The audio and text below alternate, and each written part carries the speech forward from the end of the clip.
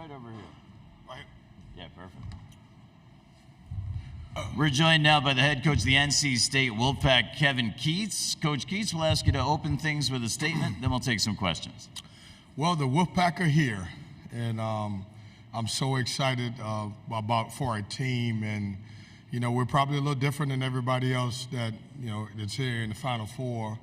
We talked about coming here and having a lot of fun, and then obviously getting down to business when we have to. But I love the way our team's playing. I don't know that anybody has ever had 9 elimination games to make it to the Final Four. Started back in D.C. and, winning the ACC tournament. And obviously we have continued to play really well in the NCAA tournament. And we've done it with defense and a couple DJs who have really played well, and love that part about it. But my team's playing with a lot of confidence, and we're going to play a very good Purdue team, and we'll be challenged again. So, questions? First question in the Final Four is going to go to Aaron up front for Coach Keats. Hey, Kevin. Aaron Beard with the AP. Obviously, DJ has been the center of a lot of what you do, passing and scoring, but Zach Edey is a guy that's also space eater, takes up, a lot of defensive attention. Donovan Clingan for Connecticut. We've got all this talk about positionless basketball, and yet there's some almost classic throwback bigs here. Like, what does that say about the role of the big man in today's game?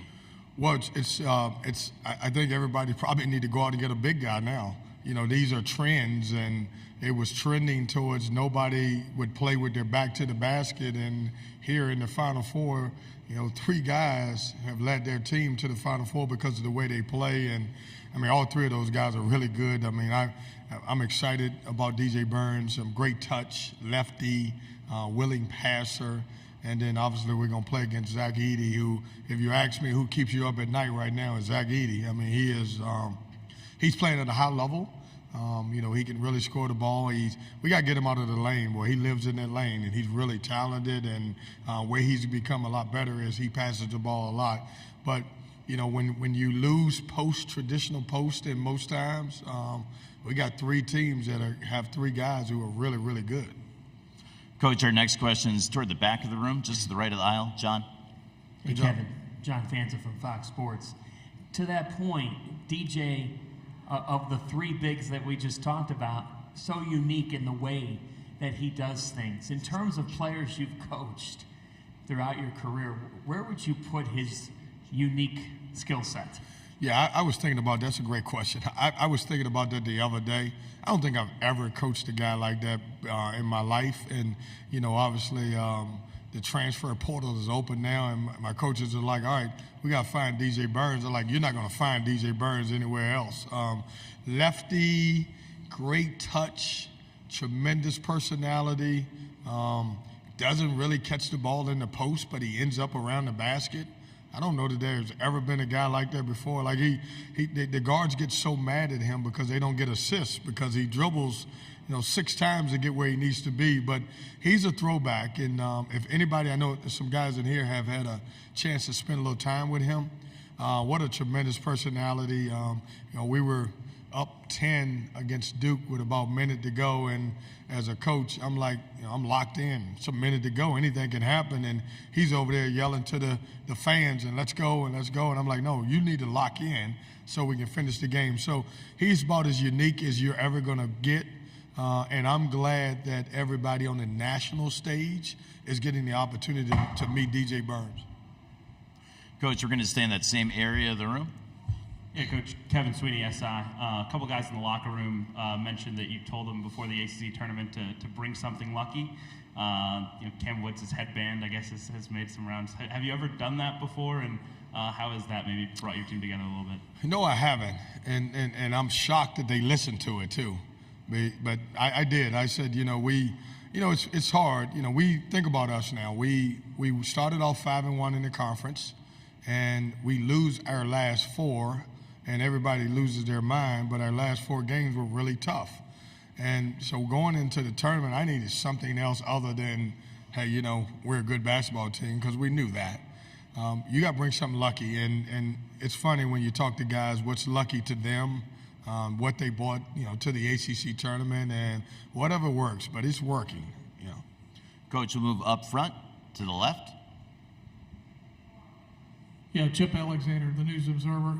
Obviously a big moment for you and your team to be to the Final Four, but you have a son on the team, you have your whole family here. Just how big a moment is it for the family, Keats, to all be here for this? Oh, it's great. I mean, I got my lovely wife, Georgette, who's over there, who is, followed me every step of the way. I'm blessed. I really am. This is my third Final Four. 2 as assistant coach, and then obviously having a chance to do it as a head coach. But to have, one son on the team who I get a chance to share this special moment with every single day, and to have my other kid, Caden, here, and my wife, Georgette. I mean, it's family is so important to you. It's a very valuable thing. I don't know if you guys have ever had a chance to experience something this big, but to have your support group, and my wife is a complete coach's wife. She understands. She's telling me after the game or at halftime, if she could, what I need to run and everything else. So you've been married for 23 years when that happens, and but it's special. I don't know how to put it in words that we're surrounded by. I'm surrounded by some great folks, and my family means everything to me. Coach, all the way up front to the left. Miles Mastrocola with Pack Pride. Michael O'Connell has come on strong towards the end of the season. How important has his presence been in the lineup, not only for his offense, but everyone around him and just the flow of the team? Yeah, Miles, Michael is the guy that I recruited. And when I recruited him, you talk about a young man who has graduated from Stanford in 3 years. And, it's taken him a while to get his voice. But, man, when he got his voice, he started playing well. So he's coaching in timeouts. He's talking at halftime. He's encouraging guys. And now, he went from a guy who hadn't scored many double-digit games to the tournament, playing extremely well. And, putting him in the lineup, it opens up everything, because it allows DJ Horn and other guys to be able to score the basketball. And you think about it, man, he's hit some big shots, and I know you guys are going to report it. There's no bigger shot than he hit against UVA. That was a huge shot, and we probably are not here without Michael's play. Left side of the aisle, midway back. Hey, Kevin. Brendan Marks from The Athletic. Just wondering, not just this week, but since the ACC tournament, how much have you and the guys heard from the team in '83, and just what has the value been for you as a coach and also to your players? All the time. I mean, the 74, I want to forget those guys, 74 and 83 team, they were both on campus this year. They both have been on campus throughout my tenure. And the relationships that they have built with our players, and the relationship that I've shared with a bunch of those guys is very invaluable. Every win, I could get to my phone and I'll have several text messages from most of those guys. I mean, when the GOAT is sending you pictures and he's got "Why Not Us" on it, you got to believe in that stuff. And, we get those pictures. And but they've been great. Big brothers, godfathers, whatever you want to call them, they've been great for our team. Staying up front row. Noah Fleischman from the Wolfpack. You mentioned it earlier, but this year, third Final Four. How much did that experience as an assistant help? And then you have 2 assistants on staff that have also already been here. Yeah, it means a lot. I mean, we've got a very experienced staff and guys who have shared some common things of being to the Final Four. And where it pays off is we can share our experiences. Now, does it help on the court? Probably not. But being able to share, what we went through and how it looks like and what it was, and I think that goes a long way. And, I've talked to these guys about, having fun, and then getting down to business. And I use the analogy, they're so young, they don't understand it. I said, some of you guys will catch it. I said, when you check into a hotel, a good hotel, most of them ask you, are you here on business or pleasure? Has anybody else heard that? I hope so. I don't want to be the only one that says that. But, and you typically say, I'm here for business or for pleasure. And I say, if you get asked that, you say that that's them right there. They're having a good time. If anyone asks you that, then you need to tell them that you're here for both. And today I wanted it to be 50-50. Tomorrow I wanted it to be 75 business to 25, and then I want 100% business by the time we get to Saturday. But this group has fun. They understand how to have fun, and I don't want to take that away from them. Coach, we'll go to the center of the room. Hi, Coach. Addison Colbach here, Arizona PBS. Just how important is it hitting the transfer portal in today's college basketball world? Well, I would say it's pretty important to us. Our starting five is all transfers, and none of those guys started at NC State. Now, they're all NC State people now. Don't get that wrong, but it's a different world. It depends on your need, and every coach, it doesn't work for everyone. Sometimes you have some really good players. In our situation, we brought in 8 new guys this year. 7 of those guys were from the transfer portal, and it's worked for us. It may not work for everyone else, but at NC State, it's worked for us. Back of the room in the center. We're going to use the back right microphone, Reed. Trayvon Miles, ABC 11 in Raleigh. Hey, Coach, just in speaking with some of your players in the locker room, a lot of them pointed to the moment of getting off the plane here as one of the most surreal feelings for this run, and just what you guys have gone through from the last 4 games to D.C., to Pittsburgh, and so on. Just curious if you feel the same way about when you guys arrived and stepping off the plane to the tarmac. Yeah, I think 2 moments really stuck out to me, and I'm a people watcher, so I'm a player watcher these last couple of days. I just wanted to see how they would respond to it. Getting them the opportunity. Now, I was here 11 years ago as assistant coach, not here, but in the Final Four, and it didn't look anything like that. When we got out the plane, and the locker room wasn't dressed up like it was. And just to see us get off that plane and the look in their eyes, walking into the locker room, and then having a chance to go out to the floor, that meant everything to me because that showed me how much hard work that we'd put in to get here. Now, the other message was enjoy it today. This was the first time that we've ever went to a practice that I said, when you walk out on the floor, bring your cell phones with you. And they brought the cell phones, and I wanted to make sure that they got pictures and memories, and it won't happen again. I just wanted them to enjoy that moment before we started practicing. Coach, we'll go over to the right side. Luke.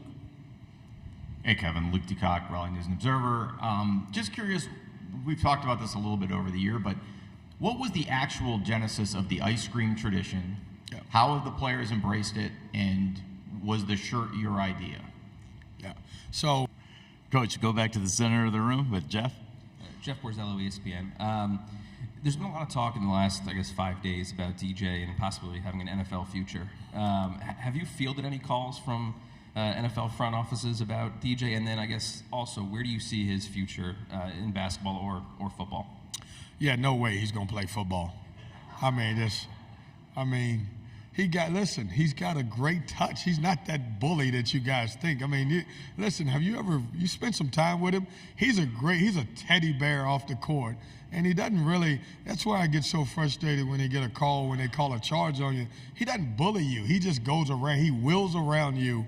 I think his future, I think he's going to play basketball. I really do. Who doesn't want a guy who can really pass and really score the basketball and got a great personality, but no way he's going to be a football player. And I have not got any calls about that. Reed, we're going to use the back left microphone, and Dennis, your question right there. Dennis Dodd, CBS Sports. Kevin, what was the message before the ACC tournament? And then describe for me, those that don't live it, what it's like to go compete with Duke in North Carolina, day 24/7, 365. That's it. Yeah, no, here's the weird thing is, we're here in the Final Four. We expected to be here. I know people don't believe that. But this is not, in our mind as a team, this is not a fluke. We knew, obviously playing in the ACC, that most of our losses didn't have anything to do with what the other team did, is what we didn't do. We're probably a 10-10 team. We finished at 9-11. But what we did, the message was, let's clean up our mistakes. And let's become better defensively. I've always had teams that were defensive minded, 40 deflections, more turnovers, forcing turnovers and everything else. And we were not doing that. And so we talked about, getting better in scouting reports. Let's clean up our mistakes. Let's take care of ball screen coverage, and let's go win one game at a time. And as it happened, you could see after every game, our confidence growing. And it's weird because someone asked me, like, we played 9 elimination games, and during those 9 games, I never felt like we were going to lose a game. I felt like we were playing better. And if you go back and look at most of those games, we've gotten better in the second half. Coach, back left. We'll go back to Fanta. Oh, yeah. Do you have a follow-up, Dennis? Let's get Dennis the microphone for a follow-up quick. Just what it's like to go head-to-head with Duke and Carolina 24/7, 365. I think it's great. I mean, I don't know that you have any conference that got 3 teams in the same conference, and obviously they got great tradition in basketball. But I'll remind you of this: we don't try to beat Duke or Carolina. We try to be the best version of ourselves. We're NC State, and that's who we try to be. And though we're excited about the competition, I can also add Wake Forest in there. You know, we got in North Carolina, we got 4 ACC teams, but it's us. This is about us. We'll go back to Fanta. Kevin, the moment that you guys clinch your spot in the Final Four on Easter Sunday, there's a mass text amongst Northeast media sent by Coach Pitino expressing his pride that you're here. Rick talks about a bridge, building a bridge of people like yourself now being able to do this.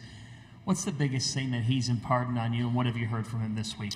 Yeah, he's the best. And he worked I can't say the word, but when I worked for Coach Pitino, man, it was all lock-in and it was all work.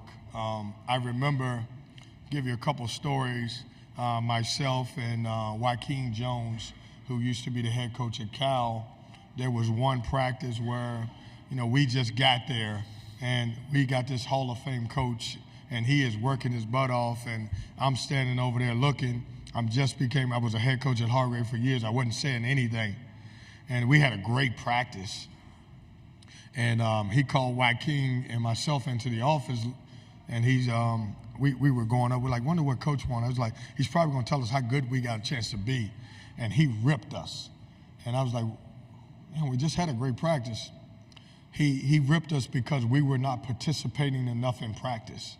The thing that I will tell you about Coach Pitino that has helped me grow is he never put me in a box. He didn't get me to Louisville to be just a recruiter. He held me responsible to be a better coach, to do scouting, to do everything else. When he hired me, he said, I don't hire assistant coaches. I hire future head coaches. And I'll be honest with you, I've taken some of that with me, with my coaches. I've got 2 guys who worked under me that I hope I did the same thing for, and A.W. Hamilton and Takeo Siddle, who've done a great job. And I think the biggest quality that you can have as a head coach is preparing your assistant coaches to have that opportunity. And I got plenty of coaches that were assistant coaches for me that's in Division I and moved on. And I think that's the biggest thing is to share your knowledge and your growth with somebody else so they can have the opportunity that I have. This will be the last question. We're using the back left microphone, second row. Michelle Gardner, Arizona Republic. Coach, we saw DJ Horn here the last 2 years, and it's almost kind of full circle that now he's playing here. Can you talk about recruiting him and him being a local kid? Was he an easy get for you? Well, it's funny you asked that. This morning, he and I were walking to the bus, and I was like, did you ever think you're going to be here? He said, man, when I got in the transfer portal, I realized that this was one of the sites. And I was like, well, you're back now, buddy. You can be back. It means everything for us to have a kid from the Raleigh area that's having so much success in the tournament to come back home. Some of NC State's best players are within an hour, or past players that were really good are within an hour and a half from our campus. And what a great year that he's had. And I'm glad that you guys bought him for a year or two, and then been able to send him back to North Carolina because we're glad that he's on our team. We'd like to thank Coach Keats for joining us here in the main interview room, getting this Final Four Thanks, started guys. for us.